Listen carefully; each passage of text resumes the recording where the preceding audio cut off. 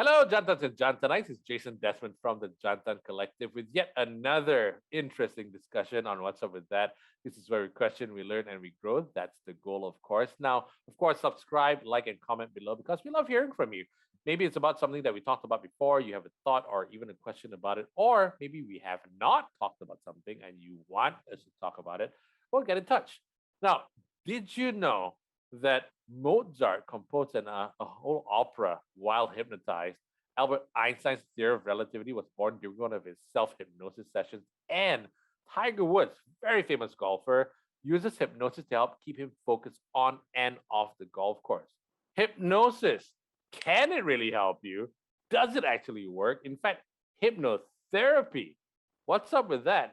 Now, to go through all of this with us, to tell us the ins and outs of it, because he's been doing this for decades already. He's a hypnotherapy master trainer. It's Andreas Dorn. He's here with us. And in fact, he's actually going to show us how hypnotherapy works. We're going to have an actual session with one of our team members. In fact, we might be one of the first people in Malaysia to do a session online on a podcast. Make sure you stick around for that. You do not want to miss that. And you know what, Andreas, this is very interesting for me because I've always been fascinated by hypnotherapy. I've heard a lot about it. I have friends who practice hypnotherapy, but I really, to be very honest with you, don't know much about it. And in my mind, it's always like that little watch that you hold up, look into my eyes, kind of stuff, right? So, for you though, what got you into hypnotherapy? Well, first of all, you wouldn't have me here if hypnosis would not be interesting, right? If I would be an insurance agent or an accountant. so think about this one right now. Think about a time before MZO, and you were sitting on a bench and you're finding, for example, two flyers on the bench. One is talking about unit trust or insurance or accounting and join me, whatever stuff. And the other one talks about hypnosis and come to me and whatever it is and what it is all about. Which one would you read more or instantly? Definitely not unit trust. Let me just put it that way. Right? Exactly. It's a fascinating thing over all these words. Hypnosis, hypnotherapy. Hypnotherapy sounds a little bit more, that's a little bit more approved, so to speak, but hypnosis, most people think like, wow, scary. Exactly. Because I can't remember when this was, a couple of years ago, maybe there was an article about just to debunk hypnotherapy because people are thinking hypnotherapy and hypnosis was there's a Malay word called pukau. Oh yeah, where you put people under a spell and everything. It's nothing different word altogether. I do know the Malay word, but it's not pukau. Pukau is witchcraft. It's totally different. Exactly. It's magic, black magic overall. Yeah. There is a different word for hypnosis in Malay. I could run out to my wife, ask her. I have no idea what it is right now. I think it might just be hypnosis, to be honest. I'm not. Some people call it hypnosis with an I in the middle. Yeah, hypnosis, basically speaking. It's much better actually. It's much better. How did I get in there? Well, my family, my wife, is also NLP trainer, hypnosis trainer, same as me overall. My journey started off in NLP. My journey started off in change, basically. My journey started off in HR consulting, if you want to really shorten it along. Right. The line. Okay, I worked before with the United Nations and all that stuff. But when I came to Malaysia, did a tour around Indonesia, Singapore, and in work overall, back to Malaysia, was an HR consulting company. And what happened was, at that point of time, 2000, 2005, lots of mergers and acquisitions going on in Malaysia. I think it was 60 banks or something coming down to, I think it was about 12 banks or 9 banks or whatever the number is right now.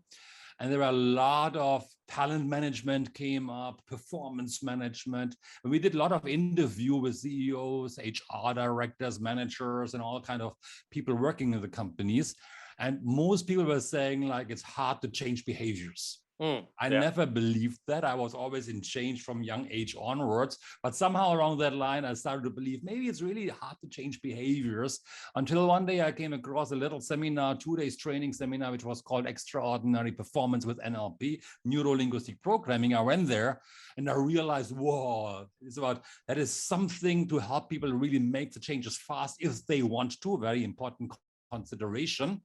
and it doesn't need to take long, and it's possible to change beliefs, it's possible to change behaviors, and that started my journey way back in 2003. Well, then I moved into NLP first, became a trainer ultimately in 2005 or something like that. But along that line between 2003, 2004, 2005, 2006, I became practitioner, master practitioner, which are the stages of NLP. Then also the company that I trained with, they offered 2 days training, hypnosis training, and something called timeline therapy. We can also talk about this one, which is a bit of in between hypnosis and NLP. Along that line, so it's kind of the bridge between the two. And I realized that I totally love that stuff. Something to do with the mind, is it? All about the mind. I realized I fall in love with that stuff, and then decided also when I became a trainer of NLP in Australia, I traveled over to a 23 days of training to become a trainer of NLP. And then decided my own, I was still a practitioner of hypnosis. And my wife already, when I became a practitioner of hypnosis, my wife was also in the search of unconscious mind, subconscious mind, and how can you manifest stuff, get rid of limiting beliefs. And when I came back learning hypnosis, I said, I found what you need hypnosis. So she became a trainer of hypnosis first. I was a trainer of NLP. Good husband, good wife. She says hypnosis is better. I say NLP is better. We didn't realize that both are actually part of the same. Right. All about working with the mind. It's all about helping people to get to a better state in their life overall. Okay, same stuff to work on, same things of same tree, I suppose, right? There's a coin, two sides of the same coin, so to speak. Right. I became a trainer of hypnosis then in 2008, I think, and continued. And my own Sifu always called me up and said, like, Andreas, do you want to become a master trainer of hypnosis or NLP? And NLP, I never was enticed to become a master trainer of NLP, but in 2014 I then embarked to become a master trainer of hypnosis and hypnotherapy. It was a 1 year's training program. Wow. Seriously, 1 year studying, learning, flying over to Las Vegas, then best place to be, for a 5 days practical hypnosis part, and I became a master trainer. And I think I'm, honestly speaking, a master trainer of hypnosis. I can train trainers in hypnosis already.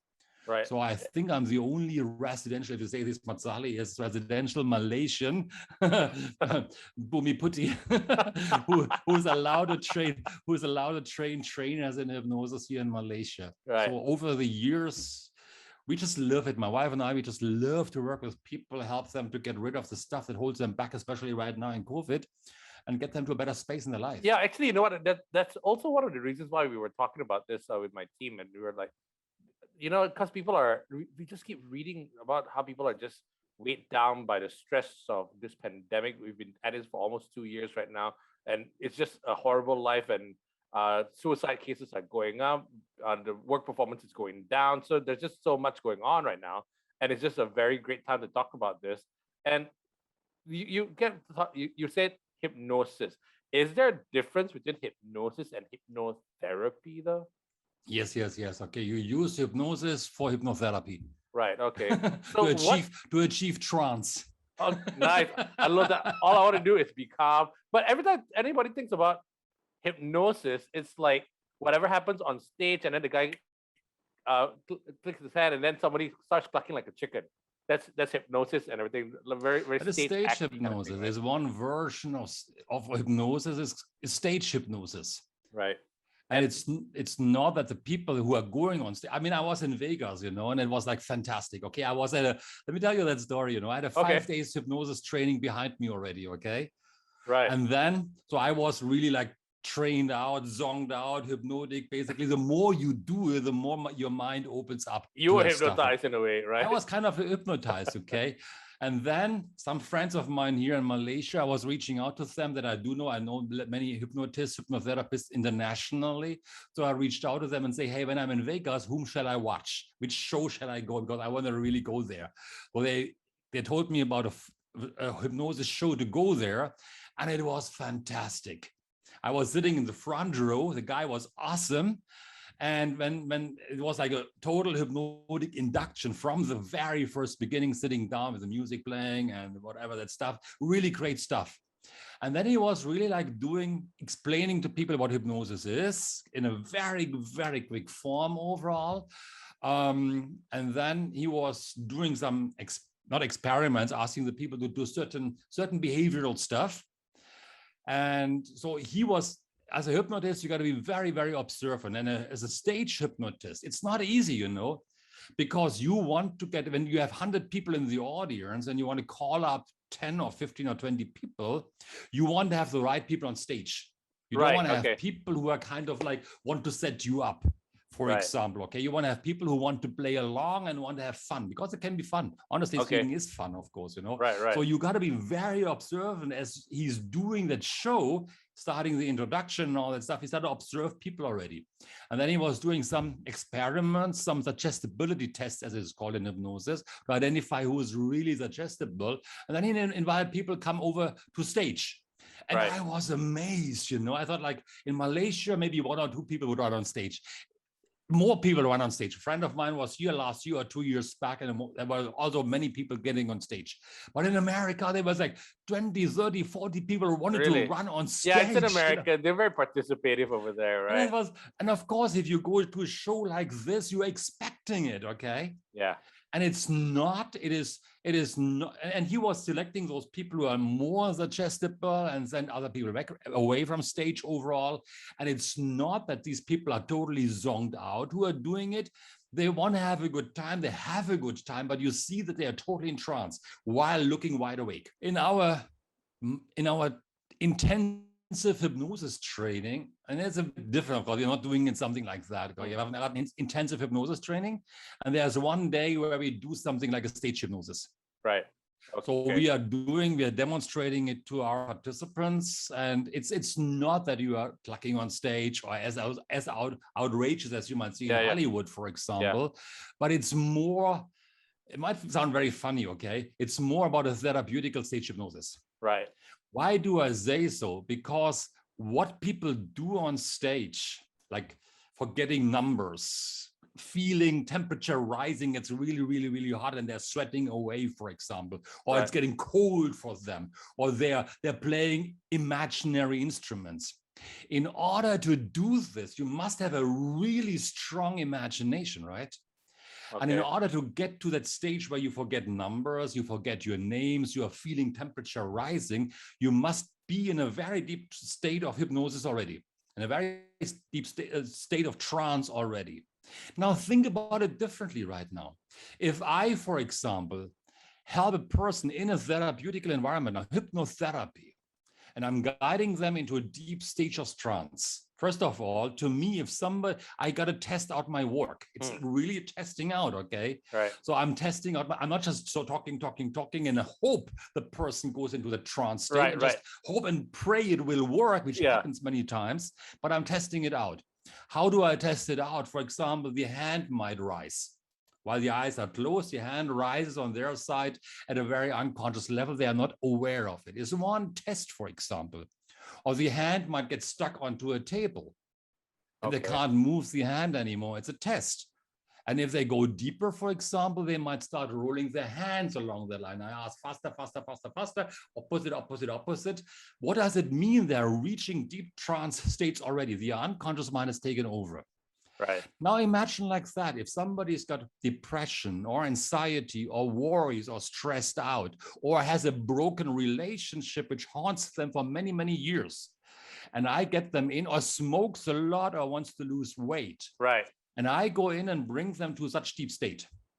Okay. And of course, after exploring where is it coming from and all that stuff, it's not just like doing it in one session. There's many, many, many stages. Right, right. So it's not just like, okay, you're no longer like you're no longer an addict. It doesn't work that way, right? I have to do some interview first overall. Where is that problem coming from? Let me finish that stuff first. And tell you what really needs to happen. But if somebody can go to that deep stage and actually forgets his name, which is really anchored to their personality. Right, it's anchored to their personality. The whole identity, To her whole identity. But if I can forget my name, then I can forget a problem in the past as well, right? True.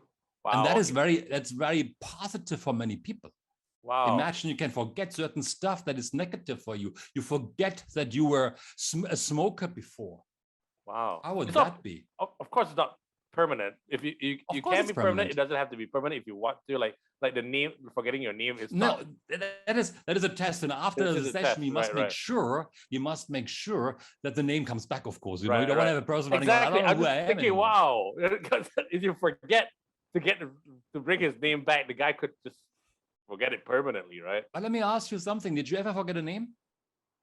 My name? Have you ever been introduced to somebody and you know the name was at your tip of the tongue? You remember that name, but you just couldn't get it out? Yeah. Oh my God, I've forgotten my friend's name. So I'm like, and this is my friend. That's And I hypnosis. completely forget. That's okay. That's an Okay, hypnotic state. It's hypnosis is nothing that is unusual. We're experiencing it every single day. Right. We I just thought I was don't being know it. forgetful. When you forgot the name of your friend, you were in a hypnotic state. Right. Did you ever go to a party, to a function, into a mall, and you believed you saw somebody that is a friend of yours? It looked like it, maybe you heard, you sounded like it, and you wanted to walk over to that person. And only when you were in front of that person, you realized it's somebody else. Yeah. It's called positive hallucination. You Really? imagine it, and it's a very, very, very, very deep trance state. Wow. You just don't realize it. Okay. Now, are there different types of hypnosis or hypnotherapy though? Before I start this one, I just talked about stage hypnosis and Yeah, how it yeah. relates to hypnotherapy. It's not, and you mentioned something very important. It's not like I snap my fingers and boom, your problem is gone, okay? Yeah, yeah. There is a preparation work. There are kind of 5 or 6 stages to hypnosis. So I would intake you, basically, I would identify you, I would get to know you a little bit about your history. And we would have a session, for example, where I really deeply probe about your problem. Where is it coming from, for example, okay? I need to understand, how do you do it in your mind? So it's not about you coming to me and say, like, I'm overweight or I'm smoking too much, help me get rid of it. It's possible, but I wouldn't like to do that. I wouldn't like to do that. Because there's a reason for every behavior you have. Every behavior you have, there's a reason inside of you why you do that behavior. Oh, okay. So you're eating for a certain reason. For example, I coached a lady one time, and when she was at the age of 12, she was really thin. And her father was worried that she would die because she didn't eat. She starved, so to speak. Right. So he was forcing her to eat. And then her mind flipped, so to speak, and she started to eat. And then chicken nuggets became her favorite food. Oh, no. You give her a bucket of chicken nuggets, she could finish it all. And she was round and beautiful and happy and whatever stuff. She wanted to get rid of it, but then she realized ultimately, hey, she's okay to be overweight. Right. But there was a reason why she was skinny. There's a reason why she's overweight. Behind every behavior, there's something running inside of us. Right. And that is something we need to take care of. If I don't take care of that during our session, it will pop up somewhere else. I see. Okay. What I mean by this, I saw a documentary. It's not my own study right now. A documentary one time, I think it was National Geography, about addiction. And they did like liposuction, for example, on one person without solving the root cause. And the person was skinny and slim, kind of. Didn't eat much anymore because, hey, they're stable, also his stomach and all that stuff. But the addiction popped up somewhere else. Maybe he became an alcoholic or a workaholic. Oh, I see what you mean. Okay, right. So I don't know what had happened to him anymore. I forgot that one. But like, wow, that's really important because the mind takes care of you. Right. And the mind believes you ate so much for a certain reason. You smoke for a certain reason. I smoked plenty before I stopped, before NLP and all that stuff. But for me, it gave me confidence. I was cool. I could talk to girls because the cigarette in my hand, I didn't know what to do with my hands overall, okay? So I had to take care of that one first, gain some confidence before I could stop smoking, ultimately. So there's a reason behind that. Then we got to test out how a person likes to go best into a trance state. So it's a little bit of checking it out overall, what needs to happen so they appreciate going in that beautiful state of trance. Okay. Then it happens overall. And what you see many times, getting people into a trance state, they're closing the eyes, they're going down, down, down, whatever stuff. That is kind of the easy work. Really? The real work starts. Even as they hand rising and crossing, and this one basically, that's still the easy part. So real work starts when a client is really deeply in the trance state. And then we have a communication, even open eyes. And then comes the real work, suggestion, changing the work. Where is it coming from? How can you reframe it at a trance state? So we sometimes bring a client back into childhood memories, for example, and look at things differently. Right. Because in childhood memories, something happened. You were young. You messed up something along that line, and your mind believed protect yourself from that, maybe a phobia of cockroaches or whatever it is. Right. The cockroach flies into your face and you freak out. But now you're grown up, 20 years later, 30 years later, 40 years later, you're still scared of that little cockroach because your mind still believes you're young. Seeing a cockroach reminds you of that time and you had the trigger. Fear. Right. The trigger, exactly. Okay. So we need to work on that one. And once this is done, bring that person out. Now that was an easy example, can be finished already. If somebody's got anxiety or depression, it can be more than one session ultimately. Okay, right. Now you asked me for different versions of hypnosis overall. There are different versions, okay? Because I've seen like the audio recordings version. There's so many different kinds of it though. We've got different versions. One, for example, is kind of traditional hypnosis or kind of authoritarian suggestive hypnosis. So basically, I tell you what to do. Right. So basically, I'm saying, hey, you close your eyes and you relax. Okay. And as you relax, you go deeper, deeper, deeper, whatever it is, and you got to follow that, okay? Yeah. Walk down a staircase, and with every step you take, you are going to be more relaxed, you're safe and sound and secured, blah, blah, blah, and you relax more and more. So it needs you it's done for self-improvement. When you're buying a tape, you're putting it on. It's kind of like that. Yeah, because the one I bought was for success coaching and whatever. Right? So it did everything you said just now. Calm your mind. You're going down, count backwards from 100 and stuff like that, right? So exactly, right? Exactly. Which is good, which is easy, which is working as well. Right. Now, hypnosis, we haven't talked about what it actually is overall. Yeah. But hypnosis is a state of focused attention on one thing to the exclusion of anything else. A heightened awareness. I can share more with you about that one. You need to focus on one thing. Now, there was somebody by the name of Milton Erickson. He was kind of like starting off with authoritarian hypnosis, but he moved over into something which is called maternal hypnosis, conversational hypnosis. So the other one, the authoritarian, is paternal, male kind of hypnosis. Sit down and relax, okay?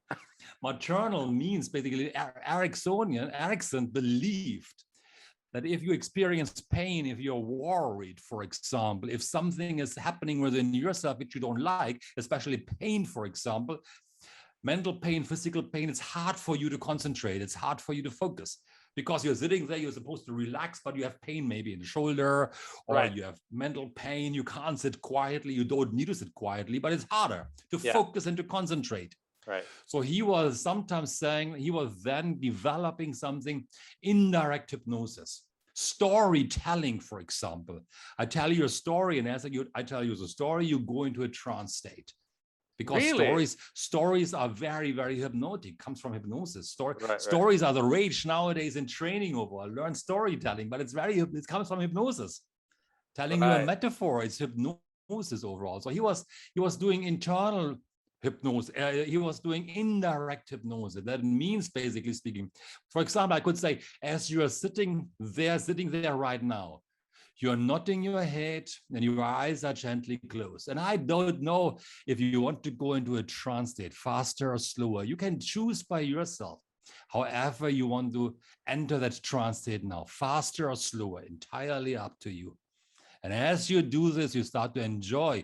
Maybe at a certain level, you start feeling a kind of enjoyment already. But who am I to say that, where the enjoyment will start taking place? So I'm not telling you what's going on, but I'm suggesting, giving you ideas what could go on, for example. Okay. And that is like, okay, might be true. Yeah, okay, I've got time. He's presupposing hypnosis anyway. You can go into hypnosis faster or slower at your own individual pace. It still presupposes you go into hypnosis. But I'm not telling you go into hypnosis now. yeah, exactly, right? Like, because it's always like, and you're in. Does that actually happen? That little snap thing, like, oh, you're in, eyes closed. I I watch way too many TV shows about this, right? So I always wonder whether it's real. It is real. I've got a good friend of mine. He's like, he was doing a stage show in Malaysia 2 years back, and he's in the UK, and I'm doing a promotion alert LinkedIn live with him somewhere in the end of the year. He's a street hypnotist. Right. A street hypnotist. Really? Basically, he goes on to this. It's his fun part, but it's also his job. He's an awesome hypnotist. Okay. And he was teaching he was teaching it to me as well and to many other people in Malaysia. So what happens is basically he goes around looking at people. He's in a pub or in a bar, for example, and goes to your table, sits down and starts talking to you and says, hey, have you experienced hypnosis before? And most people say like, no, I don't have experienced it before. Yeah, well, you look like a fun person. How would it be for you like to experience that beautiful state of trance? And some people say, yeah, it would be nice. And then he starts his show. Right. And in about a minute or two, basically, or maybe three, whatever, see, 1, 2, 3, whatever, the person goes into a trance state, and then the hand is stuck to the head or whatever. They're rolling their arms or they're raising their hand into the air. And they have a good time. It's fun. I want to get to something a little bit later on what you said about just going into a bar and speaking to someone about and then wanting to get them. I'm opening the wrong books here. Actually, you know what? We're gonna talk a bit about that in a bit, but I just want to focus on the therapy bit right now because a lot of my friends have been telling me about this because I don't know whether it's an age thing where you get to a certain point in your life when you're in your 40s and people start talking about, you know, you need to start taking care of yourself, your body, your mind, and this and that. What can you treat with hypnotherapy? Is it just addiction? Okay, one thing I want to explain to you right now, what happened is you were drinking your water right now. Yeah. Did you not drink water? Yeah. And about a minute later, I actually was taking my bottle because I felt thirsty. So you basically influenced me. It's like yawning. Yeah, it's like the mirror neurons in our brain. There's something called mirror neurons. You do something and it's lightening up in my brain as well. I'll do the same action. It's like picking up the phone and you have the urge to also pick it up. But what I want to say is you influenced me. That means I was suggestible to your ideas. I'm sorry. So basically you hypnotized me. I'm sorry, okay? I'm a very hypnotic person, apparently. Oh, yes, I can see that. Absolutely. We are all hypnotized every day, okay? We haven't talked about this one yet. Treating, first of all, I don't treat people. Okay. I believe we all have, and I'm following Milton Erickson and this one, what he's saying, basically. I believe we all have the resources inside of us to succeed.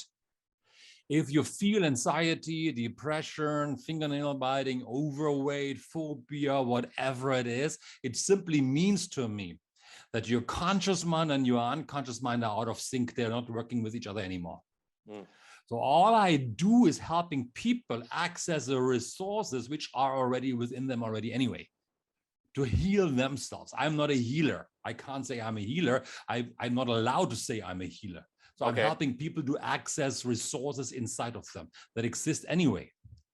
And unlocking they are not aware of it. So when I'm guiding them into a trance state, for example, I believe some people, let's talk about this one for a moment. Somebody's anxious, and I was writing in LinkedIn about this today, and somebody feels anxiety or depression. There might have been a time in their life they have not been felt anxious or depressed before. So somewhere inside of them, they have the old strategy, the old experiences, how life was before anxiety. Right. There is a strategy, the neurology is still inside of them. So my job is to kind of help them remove the anxious strategy, which causes them to be anxious within themselves, and access and reactivate that old strategy that they can run their life by themselves and feel free again from that rubbish they hold in their mind. But trash that was accumulated. Could that happen if someone is anxious about something? It's a real thing that, like this pandemic, you're worried about you might lose your job and everything. Oh yeah. How do you fix that kind of anxiousness? Because I can't fix a person. This is all the wrong. Sorry, I gotta reject that word. It is something, you are right, okay? We are living in a time right now, people don't like to change, even earlier. And I came to think about that way back when COVID started. When we, somewhere in March 2020, like feels like endless time ago, okay? Yeah. We are setting our New Year's Eve resolution. We are deciding to do something. We want to get rich, we save something, we want to invest, we want to lose weight, whatever it is. we are doing something in one area of our life, which is kind of manageable. So we are removing smoking, but I can still eat. I'm still doing my work. I'm still having my family home. All I do is creating a new life. First time smoking, first time eating without a cigarette, first time eating, first time going out with friends without a cigarette in my mouth. Right. Boom, but it's just one little area of our life, even though it might feel big. When COVID came, we had to change everything, isn't it? Yeah. We had to start working from home. We had to take care of our health. We couldn't go out anymore. Everything changed. Everything is still changing constantly, okay? Yeah. So that is like the most changing environment situation that many of us ever experienced. And that freaks people out and that makes them anxious. And over time, it's like, yeah, the first friends talking to as well, the first MCO, the second MCO was okay. Now the third or the fourth, they don't see the end of the tunnel anymore. And that is a frightening perspective overall. So how to do it is, it's kind of still, I mean, there's this famous saying, like, I can't control what is outside of me. I can only control how I react to it. Yeah. And what comes to mind is actually Viktor Frankl. I'm not sure if you ever heard of Viktor Frankl. Not really, no. Meaning of Man. He wrote a book way back in the 1950s. He was in the German concentration camps. He lost all his family. Right. And the Nazis wanted to break him. But he said, I had a choice. One day I had a choice to decide by myself, do I let them break or do I respond or do I not allow them to break myself? And he decided, no, I want to stay sane. I have that little fraction, Stephen Covey came on that one as well, that little fraction of how do I respond to something. Right. Do they break me or not? And I think concentration camps, I don't want to do the relationship between concentration camp and COVID right now. Yeah. It's a bit drastic overall, okay? Right. Absolutely. But it's really think about that. We still have that space to respond to something. Like even you drive a car, somebody cuts it in front of you, you have that little space to respond. And if you train yourself up to focus on that spot, on that little space, not spot, but space, then it becomes stronger and stronger. It becomes your new identity. Right. And then you become stronger. Then you are not worried. It's right to be worried. It's right, but it's also a time to let go sometimes and say, okay, I can't do something. What else can I do here right now?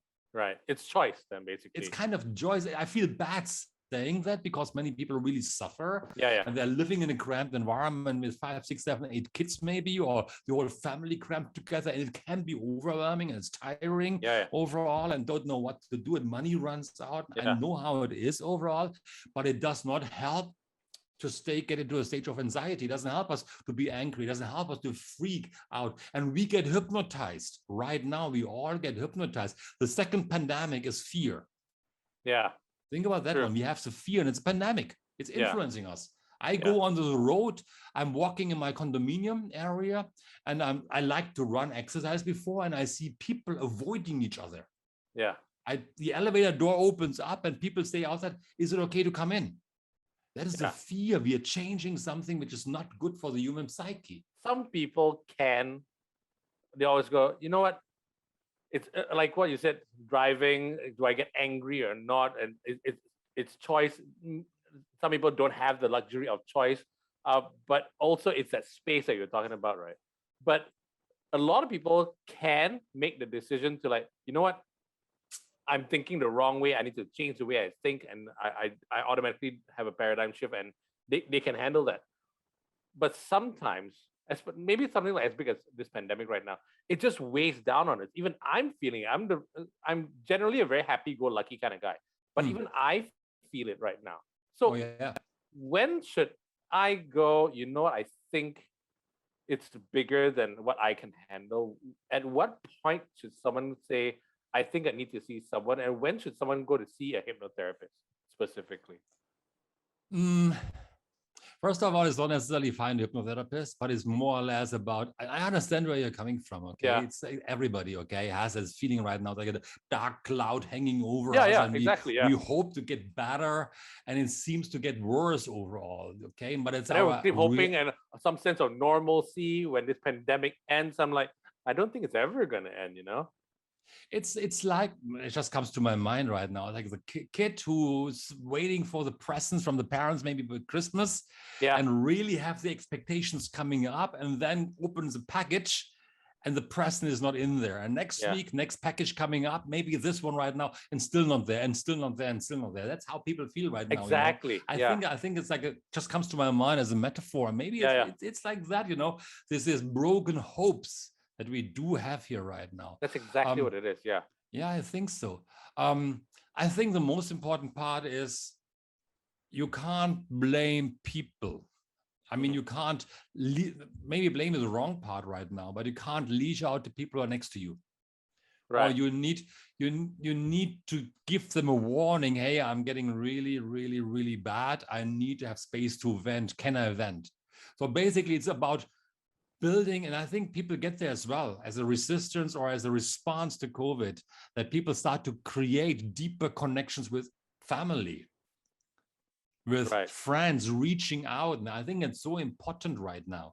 It's not about hypnosis. It's not about whatever right now, but it's about building the bonds. And a friend of mine was doing a poll yesterday in LinkedIn and was talking about what is more important, money or health.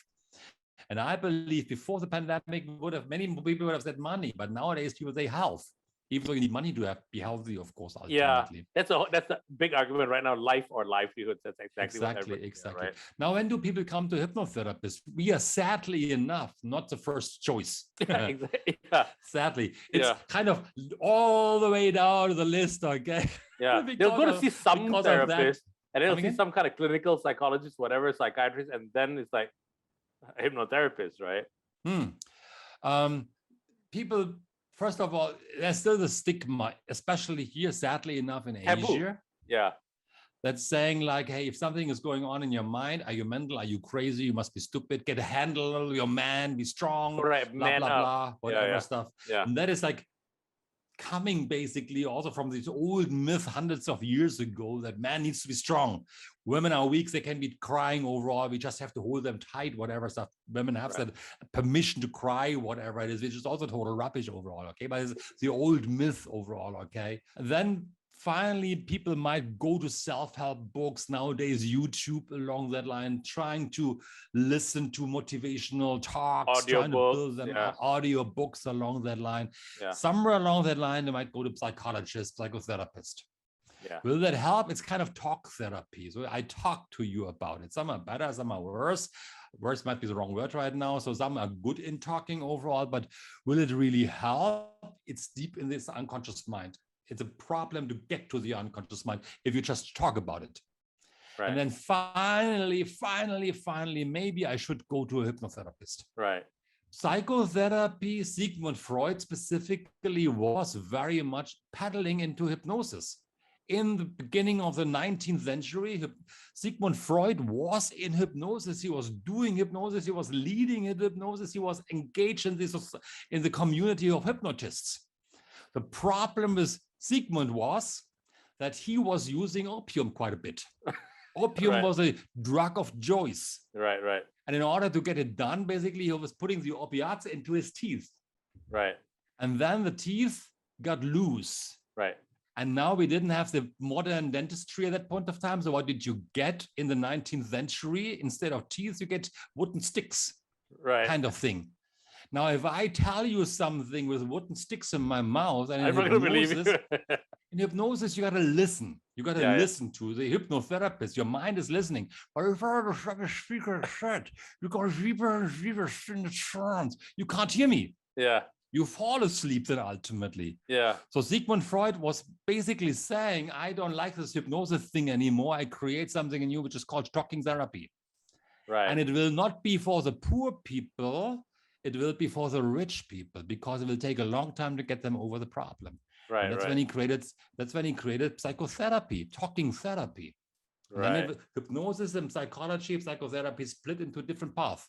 But basically what he was starting on, the main root was hypnotherapy, Sigmund Freud. Yes, he was even translating some books of hypnosis into German. Right. For you though, when people come to see you, what do they, and I don't like using this word, but what do they want to fix in their life most of the time? What do they want to fix? That they're stuck somewhere. Like And what it's career? Is it like an in many addiction? areas of their life. Okay, they Right. might have. Give you a best example of people that I see many times, of course, but there are many other possibilities overall.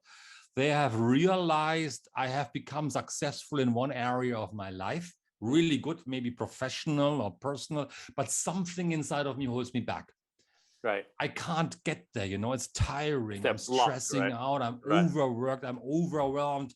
And to get to the next level, I would have to add on another 80 hours of work. That's me week. right now. Yes, exactly. Okay. And I can't get it done. And it freaks me out. How do I get rid of that stuff inside of me? A friend of mine was saying we cannot outperform our childhood trauma. So something inside of them brought them to one level, but they can't get to the next level. Okay.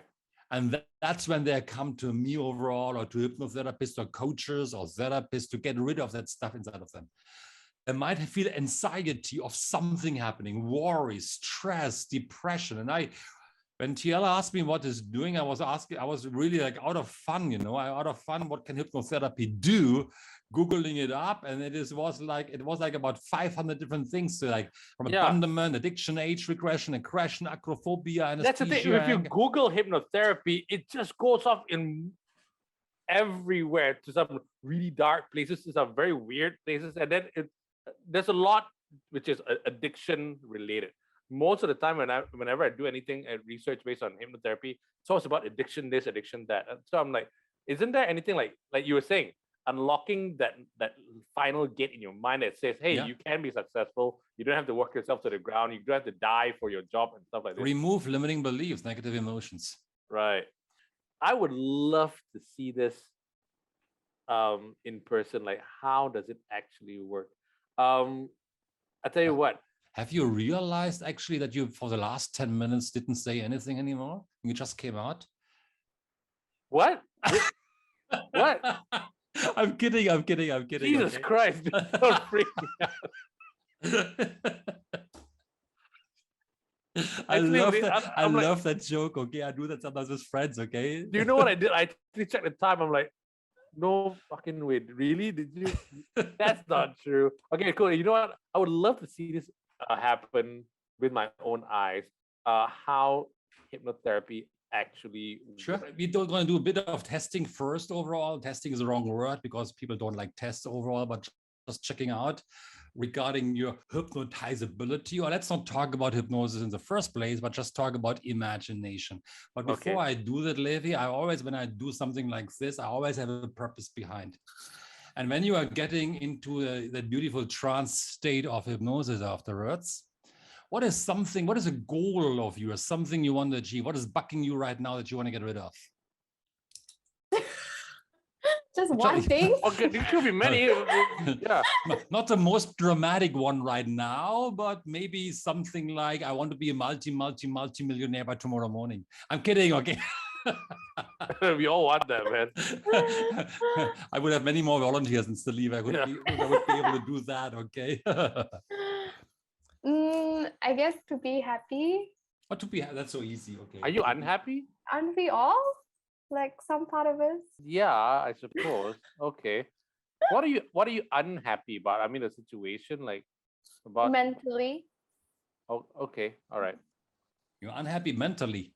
Is it because of what's going on right now? Have you always been unhappy? Yeah. Or recently, because I'm unhappy as well, to be honest with you. But you might just close your eyes as well afterwards. Right. Okay. Yeah, I would. So you want to be slightly happy. Part of this as well. Yeah. How would you know you're happy?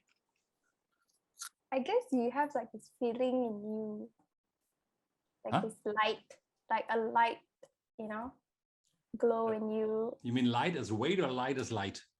Light as a light, like a bulb. Like okay. Oh, okay. And then you feel like you know yourself, I guess. Come again? You finally know yourself, like who you actually are as a person. And what holds you back right now of getting it? Mental problems, I guess. Mental health. And then right now with the whole pandemic. Not pandemic, or do you experience mental problems? Are you worried or whatever? Yes. If I may say so straight away. Yes. Oh, you're not very good at being worried, right?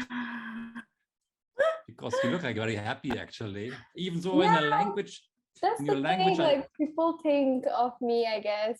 no, I hear something in your language earlier now, in your language that indicates some stuff within yourself. I heard that before already. I don't want to tell you what, because I believe strongly if I share something with you right now, and I don't want to, it's not nothing dramatic, okay? Then people say, oh yeah, it's because I'm like that, okay? One time I had a lady, she had, when I described, when she talked to me, she wanted to know if she is depressed, and you're not depressed. And she gave me all the signals for depression, and she said, like, is that depression, Andreas? You are the one, you know it. And the moment I would have told her, yeah, that is depression, she would have gone out and said, yeah, I'm depressed, hooray, hooray, hooray. That's why I don't like to tell people, I can't give a prescription along that line, ultimately, okay? Yeah. So, but the one thing you did overall, even right now, is sometimes you're switching your language from talking about I language, and you're switching it over into you. And when you're saying like, and you know, you are not happy when this is happening, blah, blah, blah, whatever it is, something along that line. You didn't say it like this, but when people do that switch, it has also been shown psychologically in studies that do a process in the mind called dissociation. Dissociating yourself. There's something that people don't want to touch, too painful maybe, or not even, sometimes not wanting to take responsibility, but sometimes it's like, I don't want to talk about that. It's a bit painful. It's an unconscious process. Yeah. It's an unconscious process, and sometimes just mentioning the words instead of saying you, saying I, it feels very much more different to people. When I do coaching sessions, for example, I tell people, actually, can you say I instead of you, and how does it feel there? Just become aware of that one. But hey, if you want to be happy, that's very easy, actually. Sorry, I just make that up, okay? We all want to be happy, and you all have different levels of happiness. And I strongly believe you all deserve to be happy. And I believe, most likely, have you been happy before in your life? Yeah, I would say. You have a couple of experiences right now. You did it right now, isn't it? Maybe one experience or two or three or many, many more that you might not even be aware of it right now, isn't it? So all these experiences, that what we want to believe, all these experiences that you had before in your life, they're actually stored in that part inside of you that we don't always access easily. It's always there, but we don't always access it, sadly enough. It's somewhat stored in there, like a storage room, storage camera. Okay. Even my phone is talking to me right now. Siri was contemplating to talk with me, wants to be happy as well. See, even Siri wants to be happy, okay? So when Siri wants to be happy, you also want to be happy. You deserve to be happy ultimately, okay? So, and what I'm doing with you right now, it's just a simple process where you might experiencing something beautiful. To me, hypnosis is really about feeling light, feeling relaxed, feeling good about yourself. And we've talked about it earlier. We all go through many states of hypnosis throughout our day-to-day life. It's like daydreaming sometimes, okay? Sitting there, relaxing on a chair, feeling good about it overall, feeling relaxed, daydreaming. The world is just fading away and the thoughts are coming up, floating by.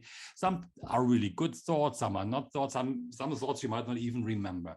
And that is like about how hypnosis actually feels as well. Or as I mentioned earlier, hypnosis is that little space when you go to bed at night and you're wrapping yourself in the blanket and it feels good, warm, safe, secure, and sound. You're laying in your bed comfortable, and then we're closing our eyes. And it feels so good. And then it's like drifting away, not yet asleep. And that's also called hypnosis, deep trance state overall, okay? And then we are zonking out totally in a deep trance state, and then we don't know anymore, because then we are sleeping, deeply asleep. And that's not hypnosis anymore. In the morning time, it's the same thing. So we have experienced it all together before, that we are waking up in the morning time and at the same space again, just before we open our eyes, we're still a little bit asleep, not yet totally, not awake yet. And it's also a deep trance state.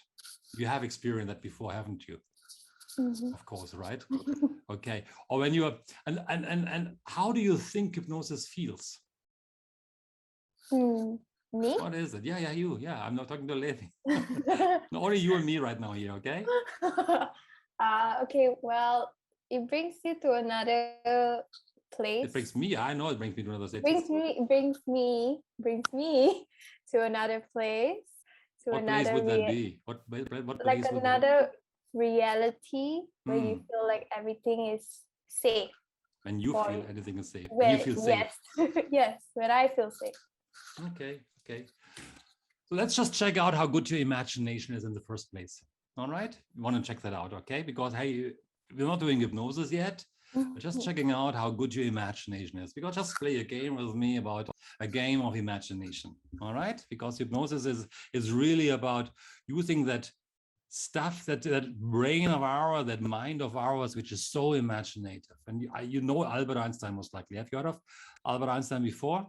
Albert Einstein was saying imagination is more powerful than knowledge.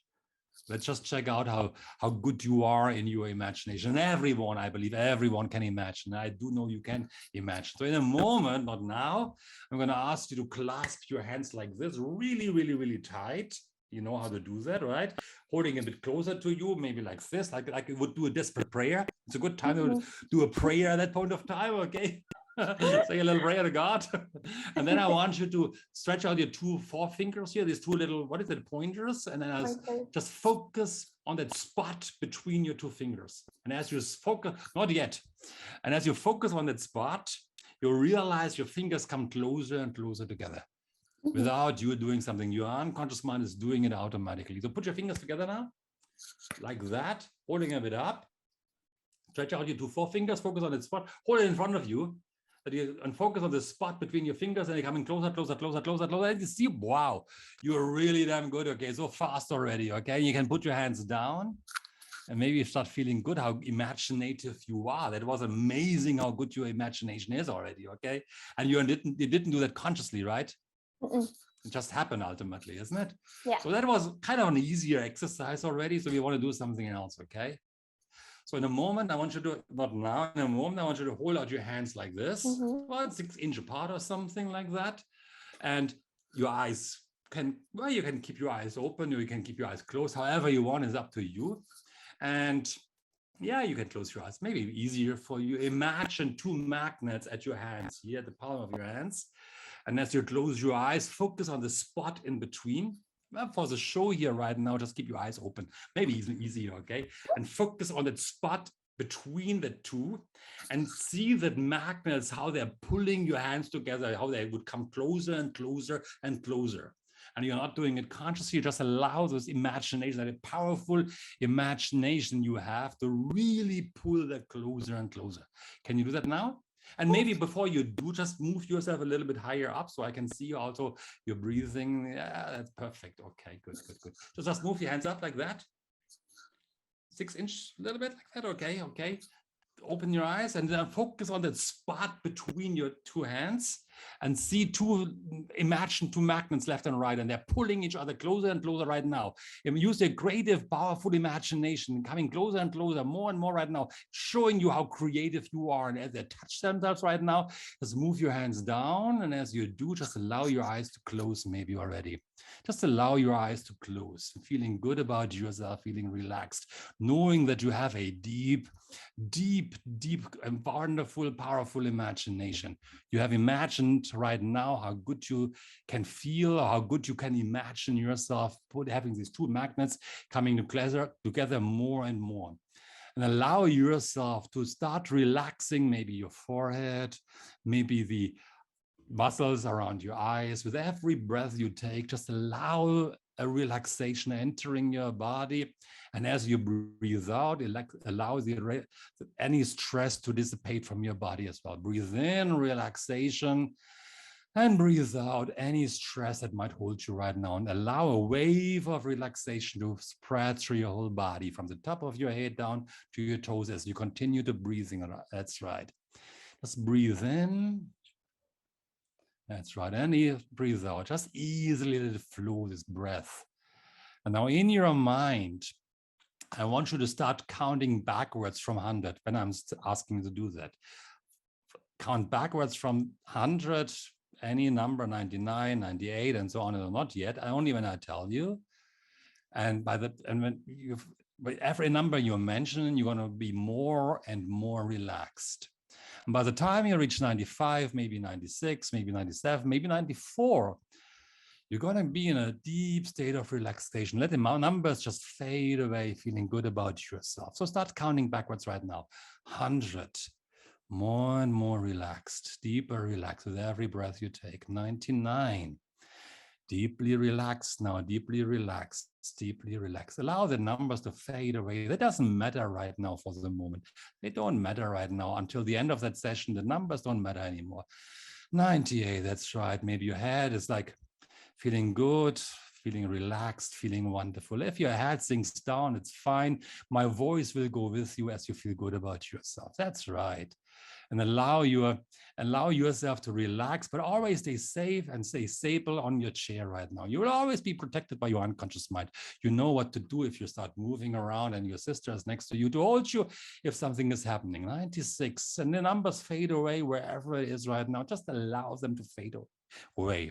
Now, in a moment, I'm asking you to open your eyes and close your eyes. And by the time you close your eyes, you're going to be even deeper into that deep state of relaxation. So just open your eyes, open your eyes, open your eyes, and relax. Close your eyes again. Close your eyes and relax some more. Deeper relax right now. Let your head sink forward onto your chest. That's right. Deeply relaxed right now. Deeply relaxed. Now open your eyes one more time. Open your eyes one more time and close your eyes. Relax. Deeply relax again. Close them again. Deeply relaxed, feeling safe, feeling relaxed, feeling wonderful, feeling that good sense of relaxation spreading through your whole body, knowing that you are safe, knowing that you're feeling good about yourself, knowing that you are a wonderful, awesome person and you deserve to be wonderful and awesome. Because, hey, with every breath you take, your mind is taking care of you. With every breath you breathe out, your mind is taking care of you. It's all happening automatically. It's all feeling better. So with every breath you take, you feel more relaxed. With every breath you take, breathe out, you allow that stress to go away from your body. Every breath you take, breathe in relaxation, breathe out stress of the day passed by right now, feeling good about yourself, feeling wonderful of what happens right now.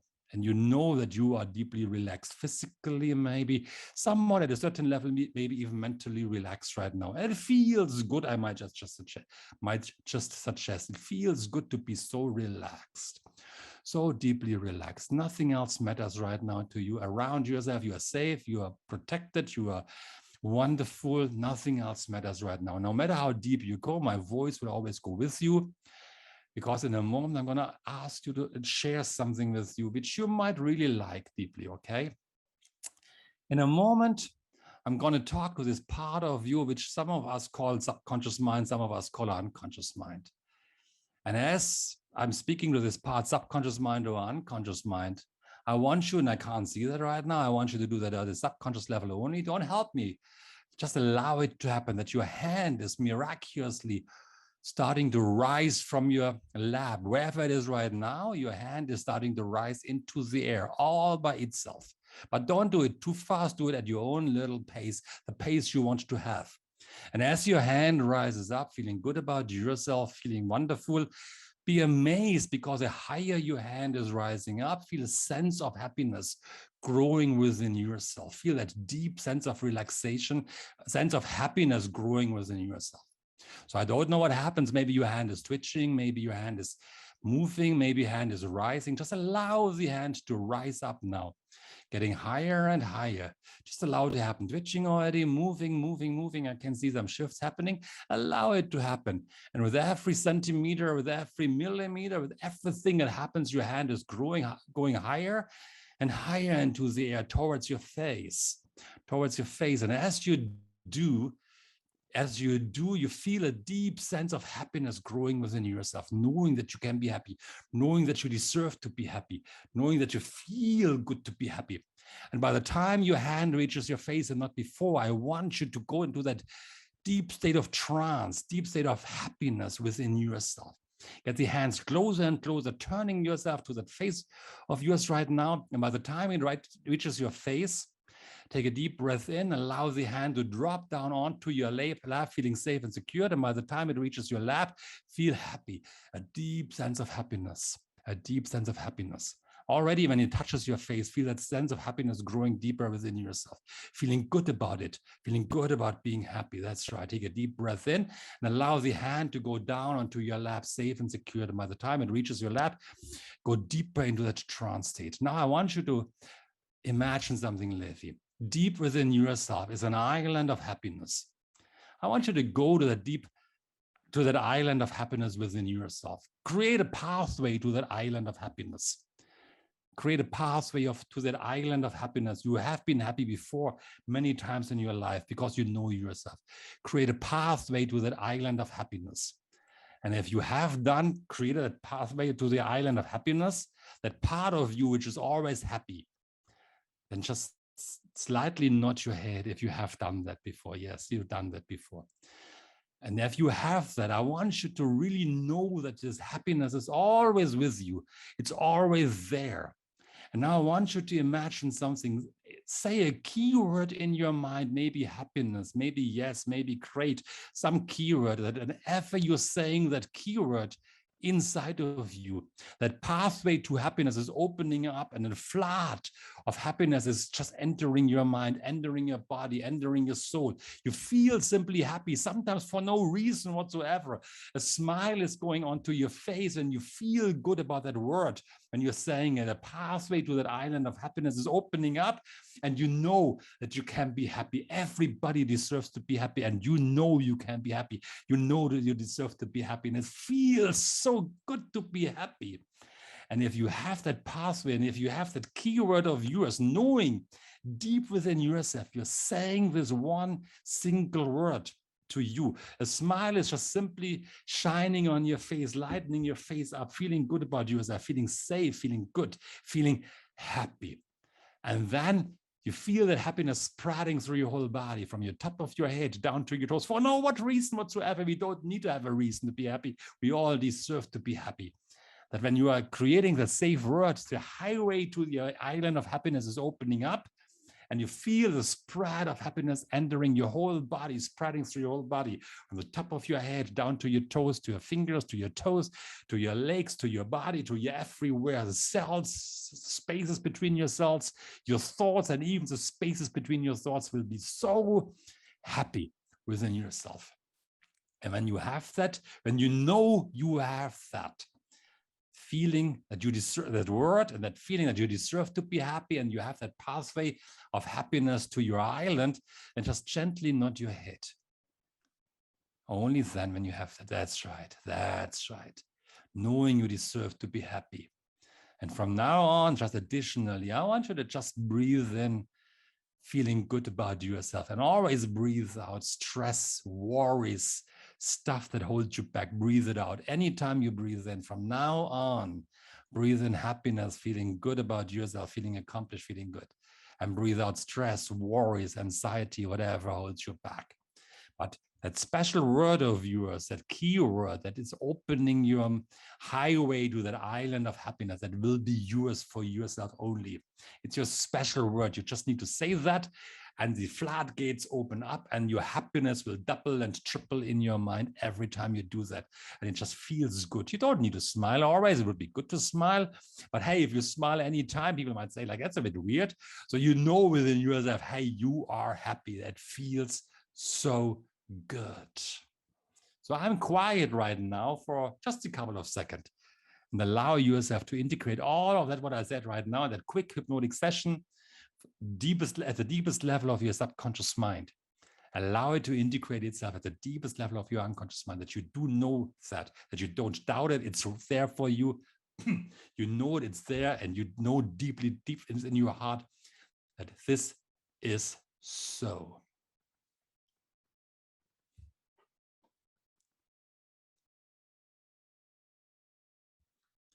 So in a moment, I'm counting backwards from 10 up to 1. And by the time I reach 1 and not before, you open your eyes, you're feeling good, you're feeling refreshed, you're feeling wonderful. I wouldn't like to say that you feel like you have slept 4 hours already, because in a moment you might want to go to sleep overall, but you feel good, you feel refreshed, you feel and you enjoy that session. So 10, 9, 8, slowly coming back, but take your time. 7, 6, 5, 4, all sensations return to your body. 3, sounds around you become more aware of the sounds around you. You hear noises around you already. 2, you become aware of yourself all around. And 1, open your eyes, feeling good, feeling wonderful, feeling better than ever before. How are you feeling right now, Levi? Feeling good? Yes. And you do know that you can deserve to be happy? Yes. Okay. And you know what to do when you want to enter that beautiful state of yours? Yes. Okay. And you can practice that as often as you want. Anytime you're going to bed, maybe you just say that keyword and feel the happiness growing, or in the morning time, okay, that you're stacking it stronger and stronger and stronger within yourself. Okay. Take care of it. Okay. That's for you. How do you feel? I feel like I just went somewhere. You did go somewhere. Yeah. You went to a beautiful island. Did you feel anything? Like, did you feel your hand going out, touching your face and everything? Or were you in? I felt like my whole body was like vibrating. Like Yes. it was just vibrating. That's what I could feel. And you saw when I meant the gesture to you right now, this when I showed your hand, right? It was like that a little bit, right? So that is actually something in hypnosis, we call it cataleptic. That means kind of frozen overall. You didn't do that consciously. It was not like softy overall. It felt like frozen a little bit, different part of you actually rising up. Right. So you didn't do it just because I said that at a conscious level, but actually your subconscious mind rising up. And I saw your hands was actually even a little bit of a different color maybe along that line. And you didn't do that consciously, right? No. Now it's normal. And show your hand and put your hand in the camera. Because it looks different right now. It looks like normal hand, or earlier on it was like a different part to your body. I do know what happened overall, okay? That's fascinating. Huh? That was fascinating because she was smiling. She had a little smirk on her face. She was like smirk. Yeah, she was out, but she wasn't out. She wasn't you were aware of everything I said, right? Mm-hmm. And it wasn't the best when I blabbered a bit. I stumbled across a little bit with my own tongue overall. I don't have the script in front of me, okay? So like I was stumbling a little bit across, but hey, ultimately it shows she needs to do the process ultimately, okay? That was great. Do you feel happy now though? That's what you were looking for, right? Yeah. Hey, try it out. You look happy. Hold on. Just try it out, Levi. Say that keyword and see what happens. In your mind only. See that? What happens? Describe what happens. It makes you happy. Isn't that nice? Isn't that beautiful? Wow. It is beautiful, isn't it? I cannot stop smiling. Cool. It's good. Lock that deep into your subconscious mind that you do know what it takes for you right now to access that road of yours deep in your subconscious mind to that specific island. It doesn't really matter what people say about you, Levi. You are good. You deserve it. You deserve to have that. Now that was direct suggestion. So I didn't go anywhere deeply and testing out where that whatever holds her back coming from and reframing it and bringing her to that a negative state. I was just accessing positive state, and I gave her what we call in hypnosis in the hypnosis world a hypnotic gift. It's a hypnotic gift, basically speaking. That hey, she was playing around so beautifully, so she deserves ultimately to feel good. Because I want to go to that island that she's on, man. Because of the happy island, my God. I was just making that up. I don't always talk about islands. I was doing brilliant, dude. It was the first time that worked, man. I was like, man, I want to go to the island. Okay, you can come back to me tomorrow. My charges are. See, even when you think about that, you're still smiling. My God, you must be really happy right now. What is wow? It's okay. It doesn't, Levi. It doesn't matter if I'm saying something which might be what. If you look like an idiot, as long as we feel good, okay. It's if people say like, "What are you looking?" You look at whatever, like it's their problem. It's not your problem, okay? It's just for you. You don't need always to smile, but you do know you have that within yourself right now. That is brilliant. Good job. I'm very happy that you're happy now, Levi. Yeah, I am happy too.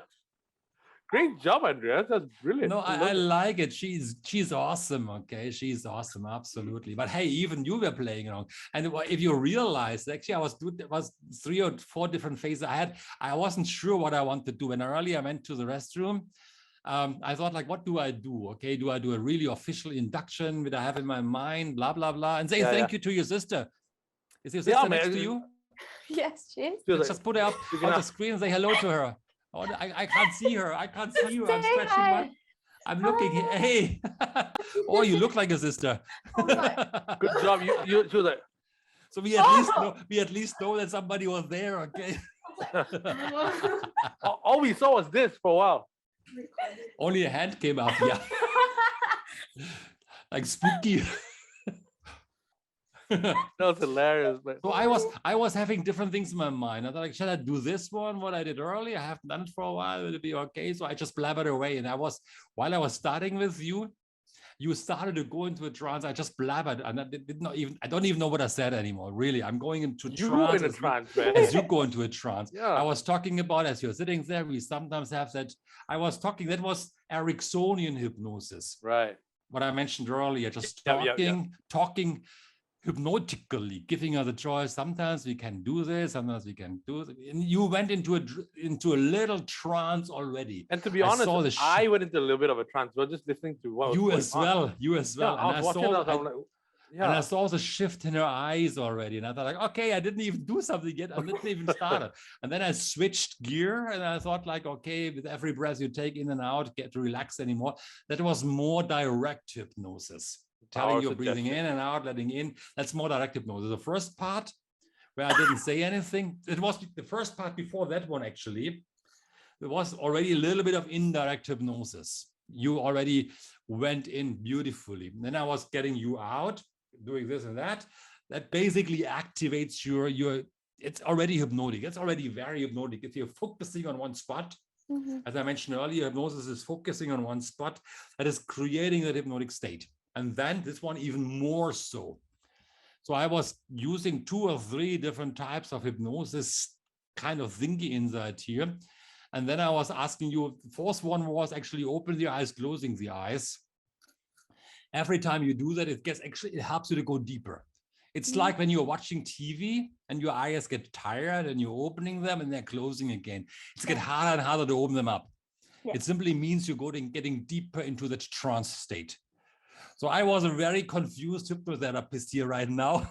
I think I did 4 or 5 different things. Thank you very much for not embarrassing me, Levi. Thank you. It worked. It was great. I loved it. This has been a great session, Andreas. Thank you once again so much for really opening my mind. And you know what? I think just having a chat with you, I'm hypnotized already. Let's go out one day when everything is over and we can go be normal again, have dinner together. I love that. You know what? I hope you enjoyed the discussion that we had with Andreas. What new thing did you learn? Did we miss anything that you would like to know? Well, let us know in the comments down below. But as usual, thank you for watching. And always remember, don't be a dick.